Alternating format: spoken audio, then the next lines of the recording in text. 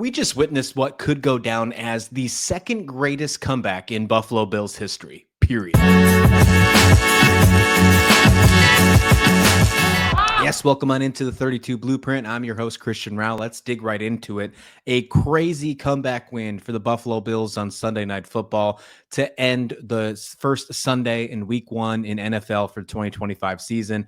It is a crazy game. It was one of the best games I've watched in a very long time. And dare I say, the second greatest comeback in Buffalo Bills history behind, of course, the 1992 greatest comeback game against the Houston Oilers back in the day. It was absolutely insane. 92 or 93. Either way, back then I was a little kid. I was not not that old at all. Either way, this was an insane one. And Josh Allen versus Lamar Jackson, the two MVPs of last year, whoever you wanted to give the vote to. Of course, Josh Allen got the MVP, but Lamar Jackson definitely deserved it to be in the conversation.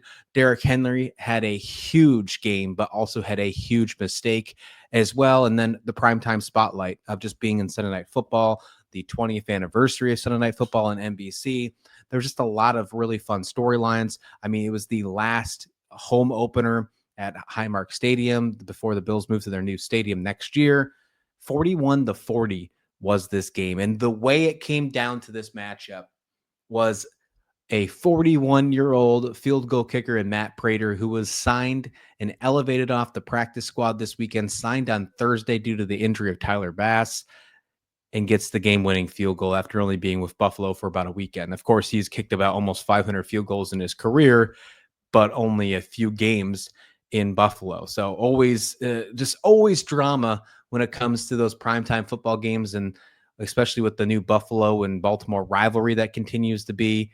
The Ravens have a tough time with the Bills. They've been having a really tough time over the last couple of years trying to get past the Bills, just like how the Bills are having a hard time against the Chiefs. It's almost like one of that Spider-Man gif where you're just pointing at each other. The Bills can't get over the Chiefs. The Ravens can't get over the Bills. It's insane. But overall, I mean, looking at the early storylines in this one, with the exception of the very first drive from Josh Allen and the Bills offense, because they did strike first. And it was a pass to Dalton Kincaid as well. And if you remember how the Bills season ended last year against the Chiefs in the AFC Championship game, that drop pass by Kincaid, it was a tough pass, but catchable by Kincaid. Of course, he was thinking about that all offseason. He talks about having him get it the first touchdown, I think, was absolutely huge. But then after that, for a very long time in this game, really until late in the second half, it was all Baltimore on the offensive side. Derrick Henry makes history. This 30-yard touchdown moves him past the late Jim Brown on the all-time rushing touchdown list. And he just didn't stop. He was excellent in this one. He just kept rolling and had 18 carries for 169 yards and 2 touchdowns, including one that went 49 yards. Derrick Henry is proving that not all humans are created equal. He is absolutely insane. If there's aliens out there, Derrick Henry is one of them. Period. That's it. It's insane how good he is. But he also did have a fumble by Ed Oliver. Buffalo's defensive line was very good, and they definitely stepped up in this one. And it changed the entire game. Buffalo was down by 15 points, 40-25, with less than 5 minutes to go in this football game. They found a way to come back 41-40. A fumble by Derrick Henry, a last-second field goal. The defense forced Baltimore to punt on a 4th down and 3, where Lamar Jackson probably could have went for it and probably could have ended the game, but didn't do so. Overall, I mean, this was a game that is, if you're playing a video game, it's like one of those 5 stars. 5 out of 5. Absolutely insane. It was like a video game with Derrick Henry running almost 200 yards, with the way Josh Allen did his comebacks at the end. Keon Coleman, I mean, has he arrived? I think he's stepped up finally. We're starting to see that this Buffalo's weapons actually have what it takes. I would not be surprised if this is a game we see in the postseason yet again. Hopefully, AFC Championship. Hopefully, this is exactly what we get in the AFC Championship, because I think that we have just seen the game of the year, and we're in week 1. So for the last couple seasons, we have had one game, usually on the AFC side in the playoffs, that has felt better of a game, more of a spotlight game than the Super Bowl itself. If we get this game again, in the divisional round or the AFC Championship game, this will probably be the best game of the season in the postseason, just like it was on Sunday night in Buffalo. I mean, it just was very good. The Ravens offense rolled. Lamar's such a dual threat quarterback. I mean, he's playing with a chip on his shoulder this year. There's no doubt about it. After not getting handed the MVP, after losing the Buffalo again in the playoffs, there's this stigma for both these teams that they are Super Bowl or bust. And I really do think that we are going to see this matchup again in the postseason.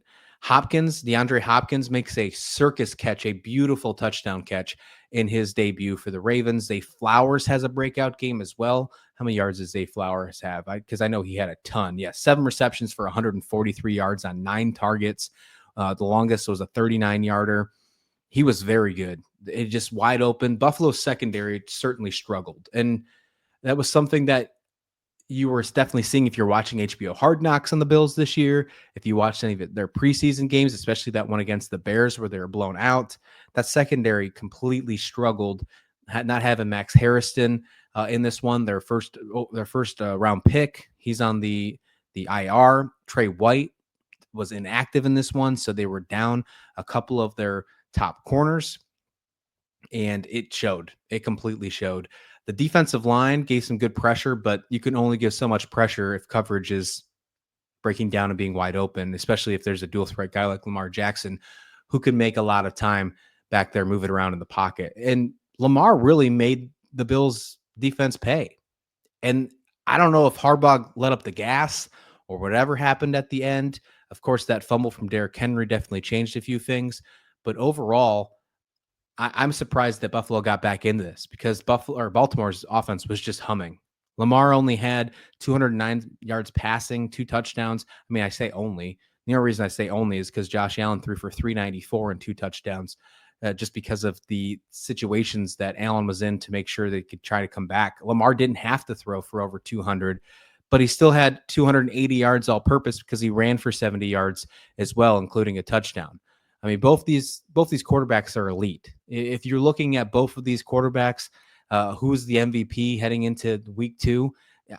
One of these guys are a 1-2 again. I mean, you might be able to put 1 or 2 other guys in this conversation, but you definitely can't rule out Lamar Jackson or Josh Allen. I mean, Josh Allen throws for almost 400 yards. He throws for 2. He rushes for 2, 4 total touchdowns. Lamar's right back there with 3 total touchdowns in his name as well. This is a game where, I mean, if you look at any other opponent for the Ravens, they're not probably making this comeback. Maybe the Chiefs of last year. The Chiefs didn't look the same like they did against the Chargers in Brazil. I think these are easily the 2 front runners in the AFC this year. And looking at some of the teams in the NFC, there's a reason why you look at the odds at DraftKings or FanDuel, or whatever the case may be, and these are the 2 highly favorited teams to make it to the Super Bowl this season. Keon Coleman, I think, is having a breakout year. 8 receptions, 112 yards. Had a great concentration play in the end zone off a tip to make sure you get a touchdown. If he doesn't get that touchdown, that was a 4th down play. Buffalo's not in this conversation right now. We're not having the same conversation we're having right now of Buffalo making this comeback. We're probably talking about how the Ravens continue to roll this team. Keon Coleman really stepped up for Josh Allen and the rest of this offense and proved that he can be that receiver. Why they drafted him over, the conversation, the narrative, Xavier Worthy of the Chiefs. And I think that's really big coming in for him in year 2. Lamar connects with Zay Flowers and Hopkins. I think those highlights were probably my favorite for Baltimore's offense. Although it was really fun to watch Derrick Henry just be an absolute unit. An athlete at that age is just insane. But watching Lamar, the Zay Flowers, huge. I mean, if you can find a way to trade for him in fantasy and Zay Flowers, do it.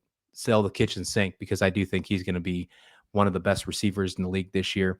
Down the stretch, 34-19 was the lead for the Ravens. At one time, I think it was 40-25, as I mentioned too.